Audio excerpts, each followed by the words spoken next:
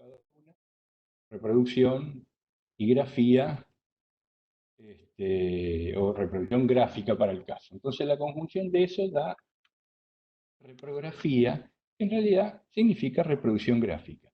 Y decía que uno está acostumbrado a hablar de impresión y procedimientos de impresión, técnicas de impresión, sistemas de impresión, etcétera, etcétera. Y en realidad, reprografía es un concepto un poco más amplio que lo que es impresión.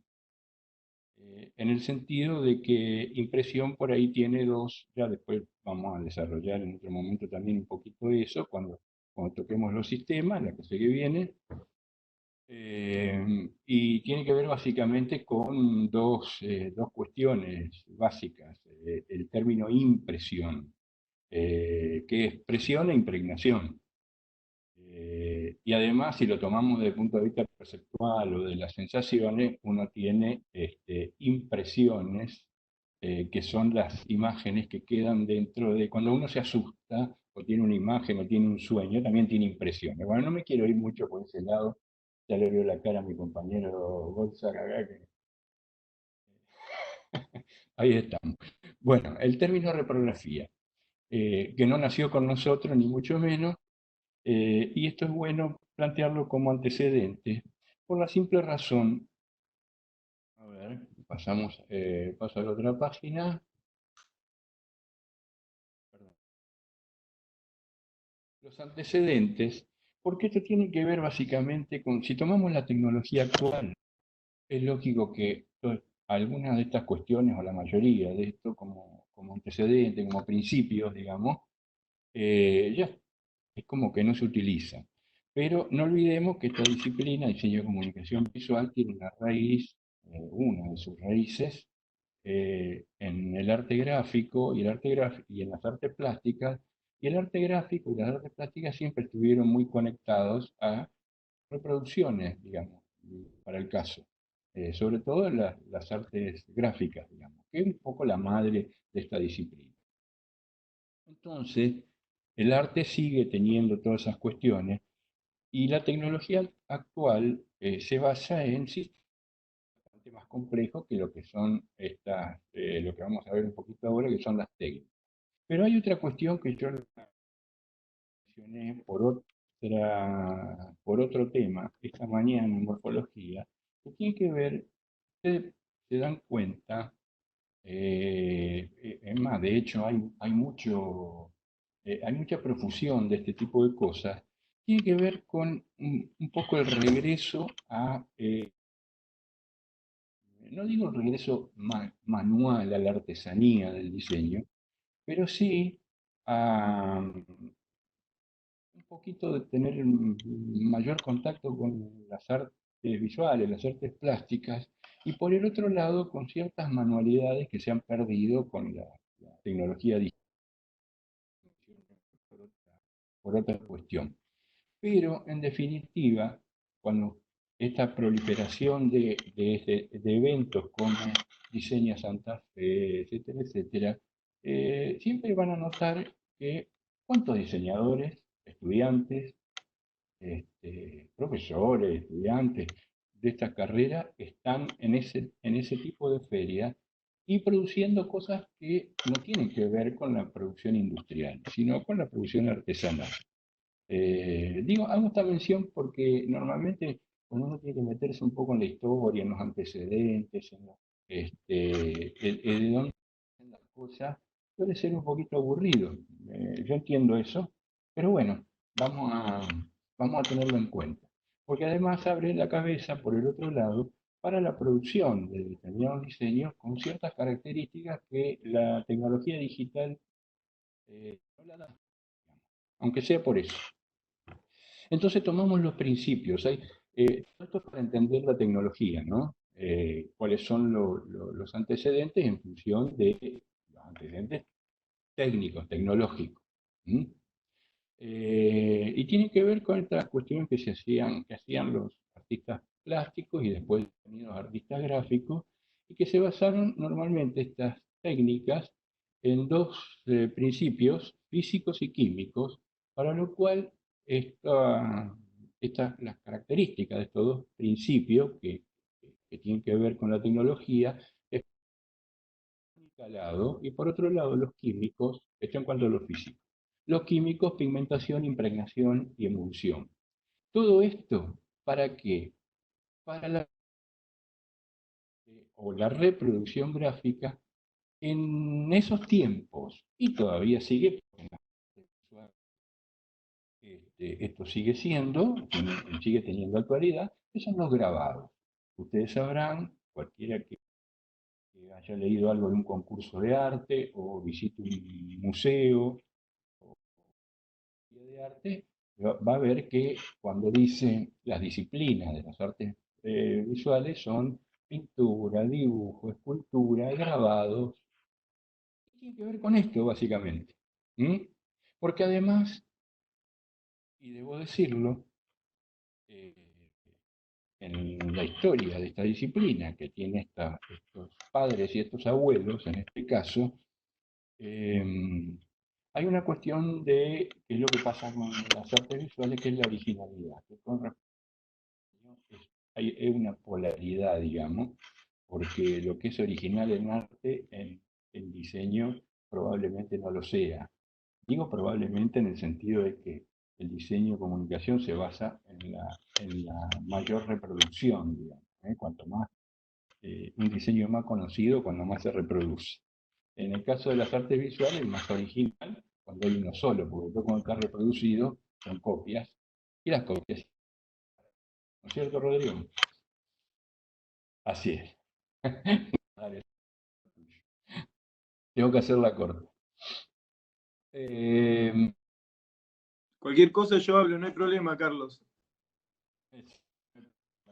yo espero tener por ahí un interlocutor, porque ahora no tengo la imagen de algún de los chicos. Tengo la tuya, no sé por qué pasó. Ya te veo, no sé para qué. Pero bueno, hay dos orientaciones de lo que fueron los grabados que tienen que ver con esta otra, que son como técnicas, que casi que son como disciplinas, pero son técnicas, tienen que ver con todo lo que tenga que ver con la calcografía. Y esto es genérico, a veces uno asocia lo que es una calcografía a una técnica específica, pero en realidad hay muchísimas técnicas calcográficas, ¿eh? que, que es una apertura de lo que es el grabado tradicional. Es otro tipo de reproducción gráfica que no es exactamente igual, pero por ahí es una derivación. Más o menos ahí están las explicaciones, yo no la quiero ser muy larga. eh, y después lo que es concretamente el grabado, que consiste en la transferencia de una imagen, pero es tecnología material, de las técnicas propulsoras tradicionales, por eso dice instrumentos pulsantes, etcétera, etcétera. Para todo esto es generar una matriz. No, en las artes visuales, en la reproducción gráfica que tiene que ver con el diseño gráfico, impresa, el grabado es lo que constituye o lo que se hace en la constitución de lo que se denomina la matriz, que es el origen. Una matriz sin un original no existen las reproducciones. ¿Mm? Estamos hablando de técnicas materiales. Cualquiera puede pensar, ¿cómo que no? Si yo llevo un pendrive y lo pongo en la impresora, no estoy haciendo ninguna matriz. No, no, lo que pasa es que en ese caso la matriz es un archivo con una serie de datos para que la impresora, porque no tiene un enanito adentro de la impresora, para que la matriz, perdón, la impresora interprete todos esos códigos y largue puntitos y me imprima las cosas. En cambio acá, lógicamente, estamos hablando de tecnología material. Pasamos. Vamos a hacer una clasificación que lo que más interesa a esta clasificación no es que ustedes conozcan al detalle, de algún modo vamos a mostrar alguna imagen, sino que eh, las características técnicas que tuvieron o tienen alguna de estos eh, antecedentes o precursores de los sistemas de impresión actuales y cómo fueron a parar a la industria, a la tecnología actual. En este caso, las técnicas más o menos No son todas las que están acá, pero más o menos las más conocidas que se utilizan en las artes gráficas, tienen que ver con técnicas en relieve, que normalmente son dos, xilografía y linografía. Las técnicas de grabado en superficie, litografía, monotipía, esmaltografía, tercido y stencil, y las técnicas de grabado en hueco, que algunas son, esto no lo tengamos tan en cuenta ahora, lo de directo e indirecto, porque va a tener que ver con los sistemas, pero más o menos para que se enteren, alburil, punta seca y mesotinta eran técnicas directas, y agua fuerte, agua blando, técnicas indirectas. Digo, no tengan en cuenta esto, quiero ser fiel nada más que a la teoría, por eso lo puse acá, porque después cuando veamos los sistemas de impresión, vamos a ver que ninguna de estas tres que se mencionan acá abajo son sistemas de impresión indirecto, digamos. ¿Mm? Pero bueno, vamos por parte, dijo Jack el Destripador. A ver, las técnicas en relieve. Vamos a ir mencionando las más fuertes, las que después van a ser,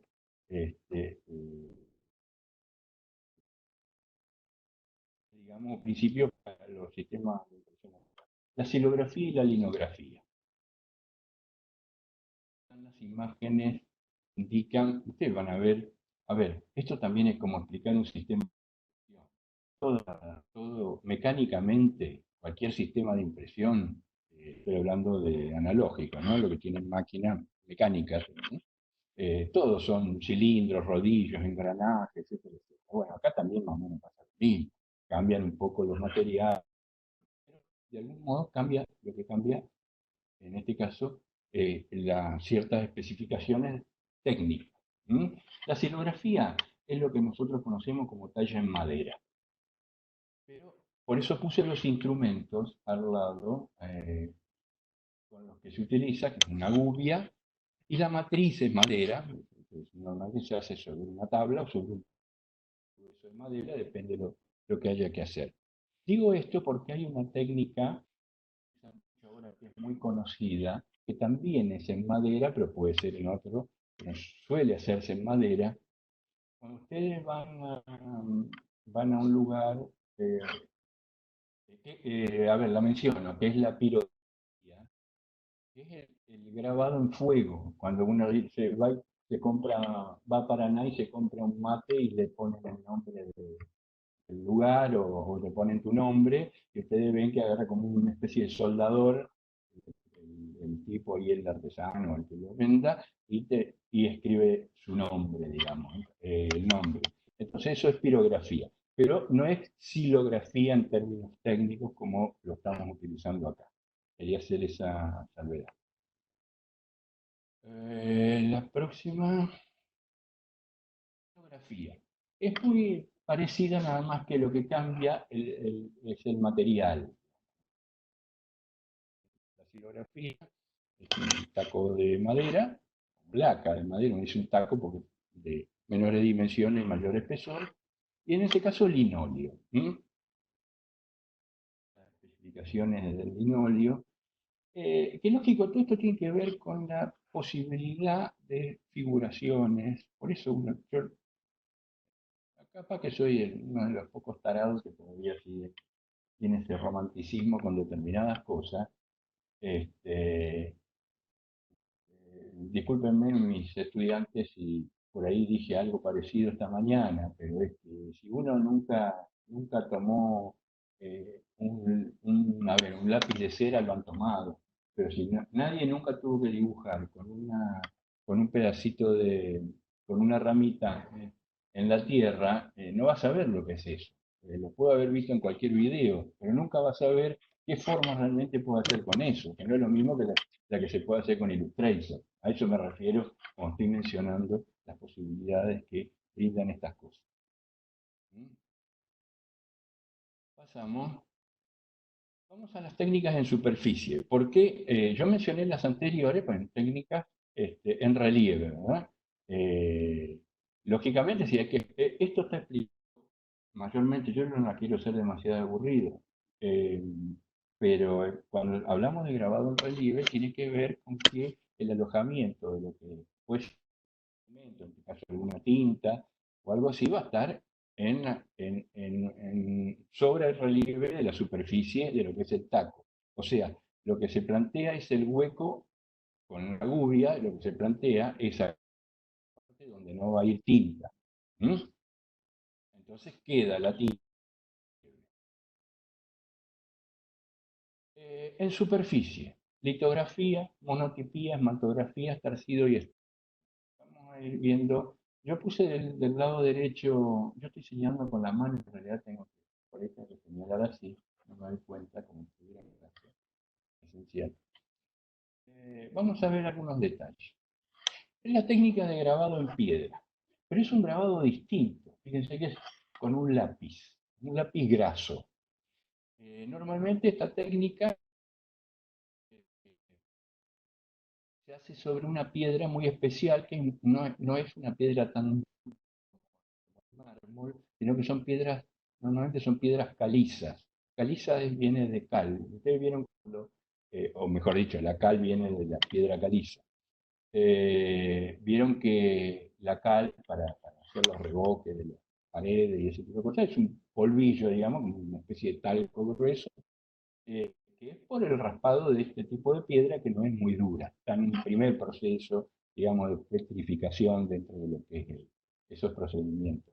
Eh, y se hace con lo que se llama un lápiz litográfico, que es un grabado más bien químico, más que físico, porque no produce ninguna incisión, nada de eso. Lo que hace es depositar esa grasa que tiene el lápiz graso, para el caso, en la piedra. Bueno, luego se procesa, etcétera, etcétera, y lógicamente todo esto tiene que ver, por eso yo ponía, siempre pongo acá, del otro lado, al lado derecho de la imagen, esto tiene que ir a parar, lógicamente, a un soporte. Lo que estamos haciendo acá explicando lo que se hace para la configuración de una matriz de reproducción. Esto es muy, se llama monotipía por una cuestión. Fíjense la ambigüedad que tiene para la explicación, cosa que realmente es así. Dibujo sobre cualquier superficie lisa, utilizando óleo, acuarela, tinta o algunos tipos de, otros tipos también de materiales de pigmentación. Y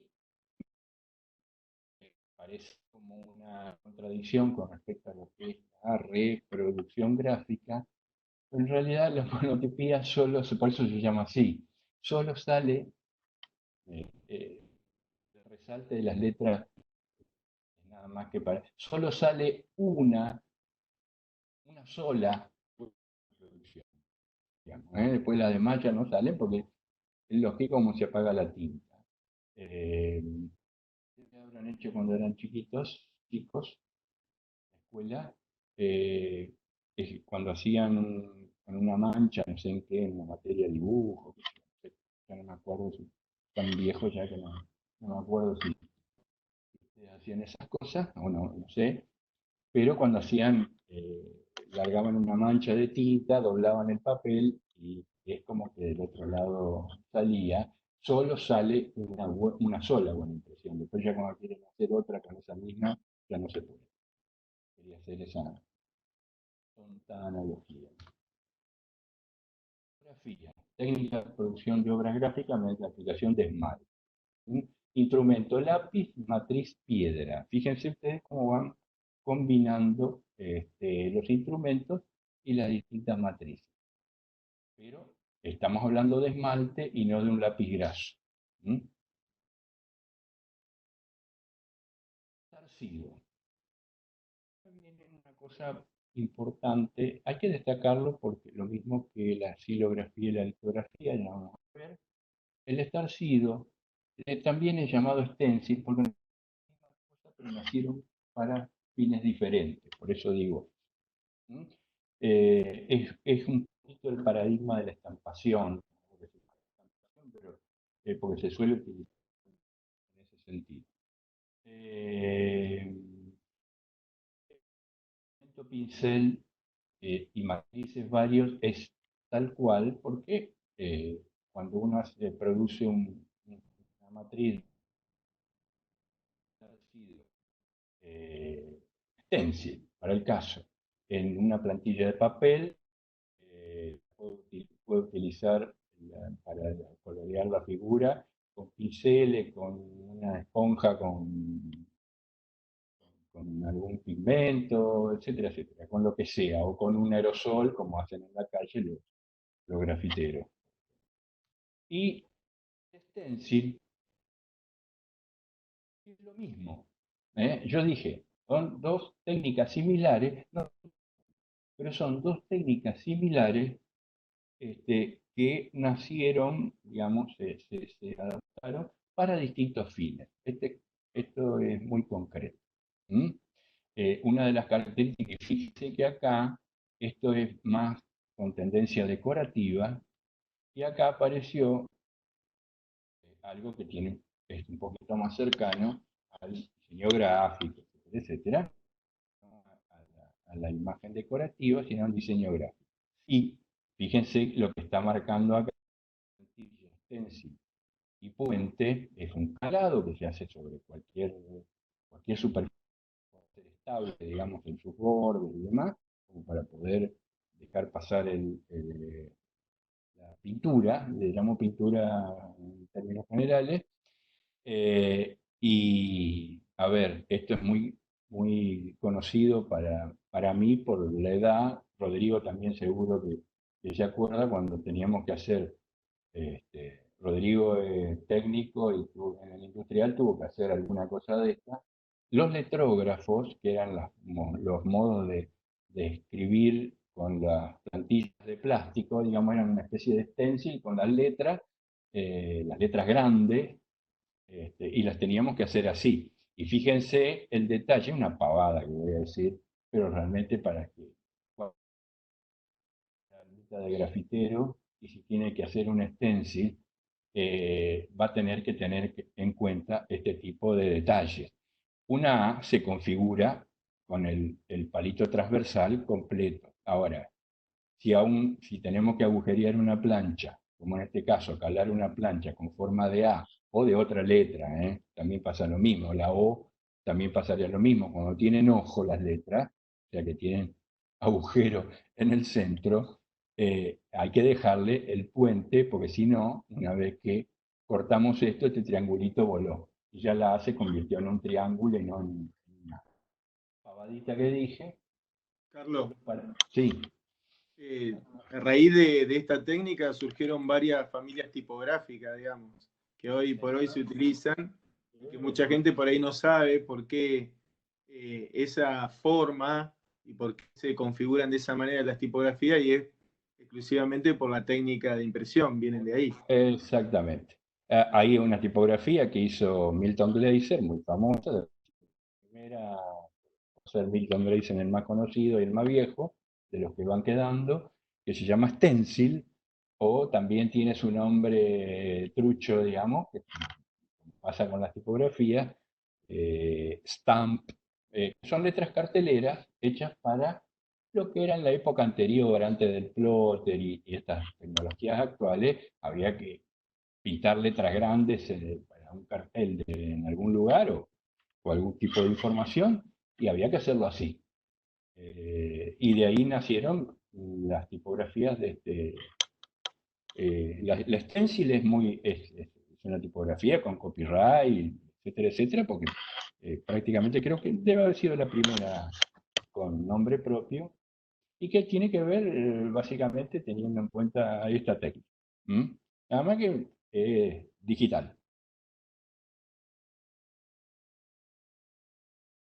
Vamos a las técnicas en hueco. Alburil, punta seca y mesotinta. Yo normalmente abajo voy poniendo las producciones y las imágenes, los ejemplos, voy poniendo, pues, en algunos casos son parecidos, pero en otros casos por ahí van a notar la diferencia en el material de soporte y en el tipo de grabado y en el tipo de forma que se puede producir. Ustedes ven que esto, al Con un stencil no se podría hacer. Se podría hacer como dibujo, digamos, como figura, pintado, todo. Pero no podría ser, porque esto ya tiene relieve, etcétera. ¿Eh? Se construye el dibujo excavando líneas sobre una matriz metálica utilizando el buril.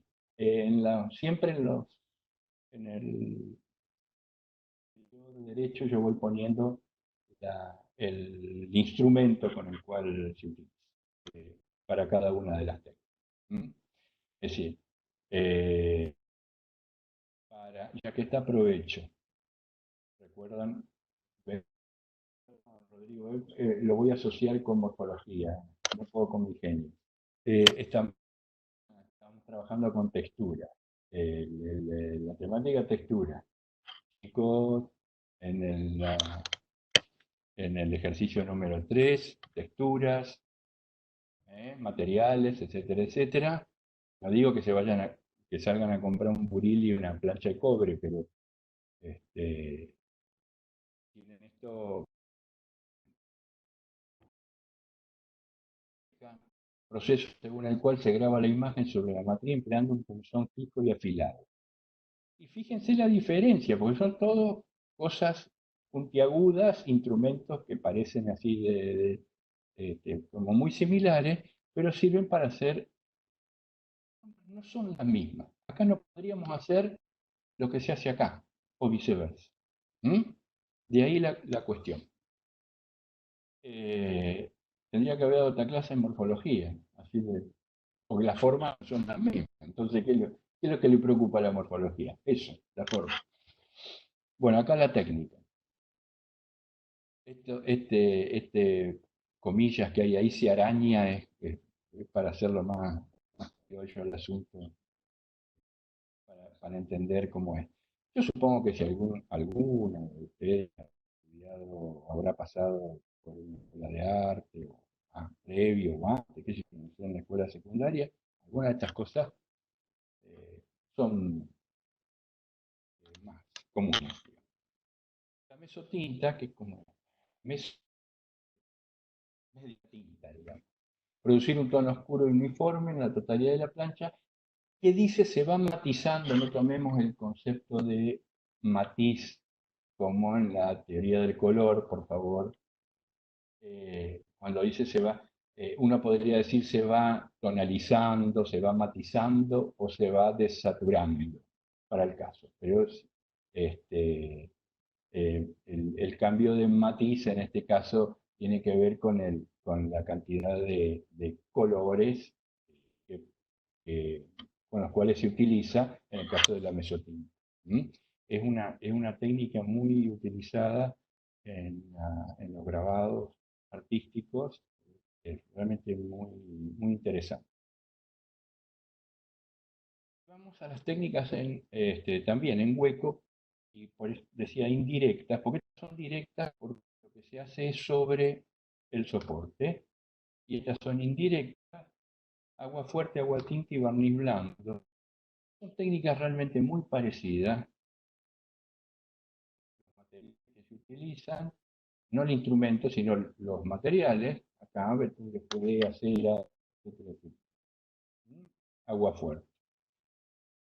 Tienen algún procedimiento químico, digamos, para poder fijar, secar, etcétera, solidificar. Barnices. ¿Mm? Y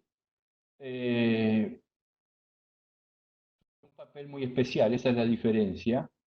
El papel de seda es un papel muy delgado, realmente muy delgado.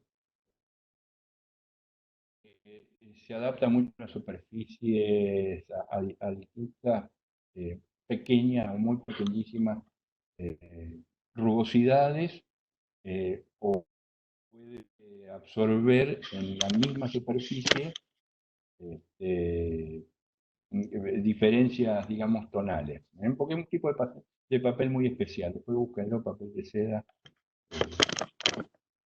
y que brinda otras cuestiones. O tienen por ahí las texturas a la derecha, aquí está. Agua conseguir tonos planos. Son procesos similares esto, lápiz y papel de cera. Bueno, esto en realidad acá en China eh, y, es mucho más cercano a lo que nosotros planteamos como, digo, por la tinta china, lo que nosotros planteamos así como para dibujo o para trazo, para croquis y demás, siempre hablando en términos de analógicos, ¿no? Y acá hacemos una pausa porque en realidad este, hay muchas más, pero no quiero eh, agobiarlos con esto. Solo voy a mostrar en la primera diapositiva, donde están todos. ¿Quién está tomando mate? Que se escucha un ruidito tan rico. Yo, Carlos. ¿Viste? Tengo una gana. Hoy no me traje el mate ahora en la tarde. Para que tengan en cuenta esto cuando demos la clase que viene, hacemos clasificación de los sistemas de impresión y empezamos con los analógicos. Sí. Sí, según el, Sí, bueno, sí. lo dejé para, pero voy a adelantar para no cerrar así tan frío.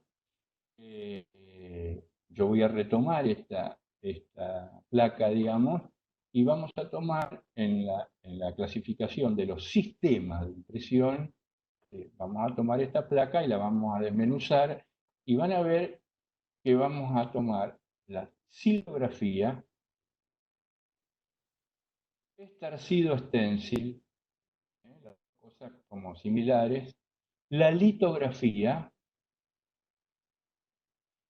y no podemos tomar esto porque estas técnicas quedaron para grabados artísticos, prácticamente después no se utilizaron más para un sistema de impresión, pero sí vamos a tomar la relación hueco que tienen estas características. Pues yo le decía, directo e indirecto en esta etapa, en esta instancia, prácticamente no interesa.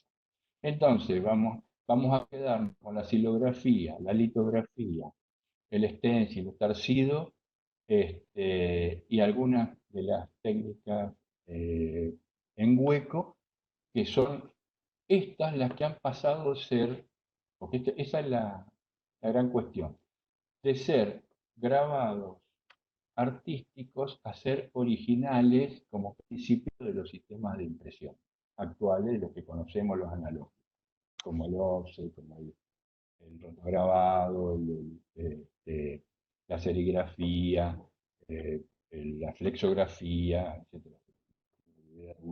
Pero bueno, eso no tiene importancia.